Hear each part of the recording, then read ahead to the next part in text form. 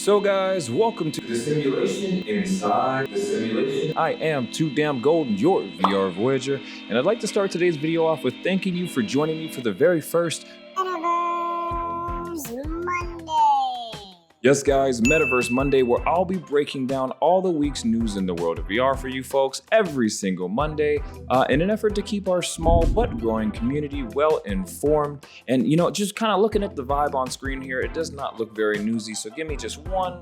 There we go, looks a lot better. And unfortunately, we are kicking things off with some very disheartening news for fans of one of VR's most passionate communities, that of echovr, with the shocking news that Meta-owned Studio Ready at Dawn will be shutting down all servers and services for echovr effective August 1st at 10 a.m. Pacific time, killing off one of the Quest flagship games in the process. Now, according to Ready at Dawn, this decision was made due to the studio working on their next project and consolidating studio support to work on it. This announcement definitely shocked and disappointed the VR community and hit Echo fans like a freight train, seemingly coming out of nowhere, and they have not wasted any time letting their true feelings about the situation be known, with many players angrily expressing their frustration and disgust with Ready at Dawn for shutting down one of VR's first true esport communities.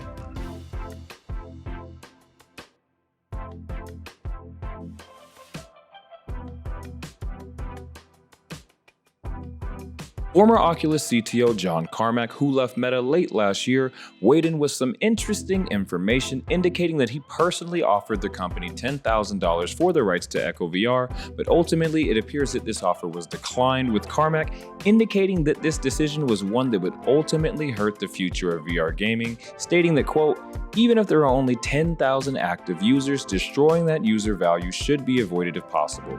Your company suffers more harm when you take away something dear to a user than you gain and benefit by providing something equally valuable to them or others." Now, this announcement comes on the heels of Meta announcing major layoffs for 11,000 employees, leading to massive speculation within the Echo community that this is the reason why Echo Arena echovr is getting shut down. However, as of the recording of this video, this has not been confirmed by Meta.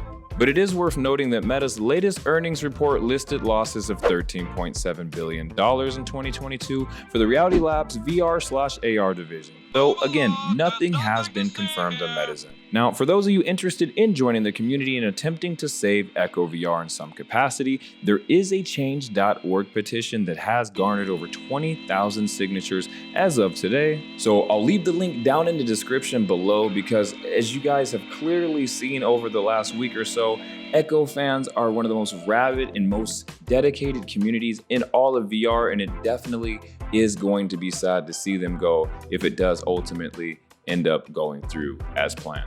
So our second and final story of the day comes with a little controversy, as a Bloomberg article written by Takashi Mochizuki earlier last week alleged that Sony halved its forecast for shipments of the PSVR2 from 2 million units to 1 million units due to disappointing pre-order figures, with an alleged conversation occurring between Sony and their display panel supplier, which, with a little digging, I'm tired of this, Grandpa. That's too damn bad! will tell you is of course the massive electronics conglomerate Samsung, although this was done anonymously, as this has not been publicly confirmed by Sony themselves.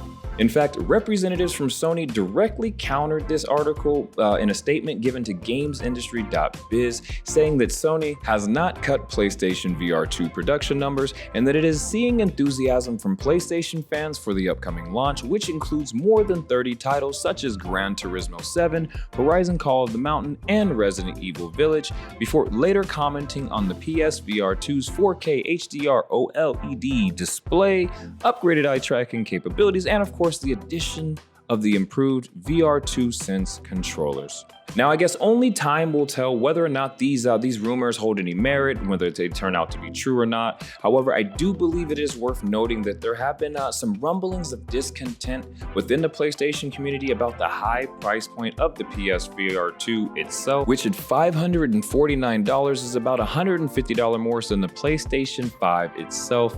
And while Sony insiders have held the expectation that built from the ground up experiences like Gran Turismo 7 and Horizon Call of the Mountain would drive up demand for Sony's new VR competitor. But again, I guess we'll just have to ultimately wait and see what it looks like as the PSVR2 is slated for a February 22nd release as they look to eat up a little bit of Meta's massive market share in the VR gaming space. So there we have it, guys. That concludes the very first Metaverse Monday. Typically speaking, I'm going to give you about the top 2 to 4 stories every week in the world of VR, once again, to try to keep all of my fellow VR enthusiasts properly informed. So if you do feel a little bit informed and you want to take the voyage to VR, go ahead and join us by clicking like on that button, smashing that subscribe button, and pulling the old WWE and ring that bell. Thank you guys so much for watching. I got brand new videos coming at you guys every single Monday and Friday. I am Tooodamngolden, your VR Voyager,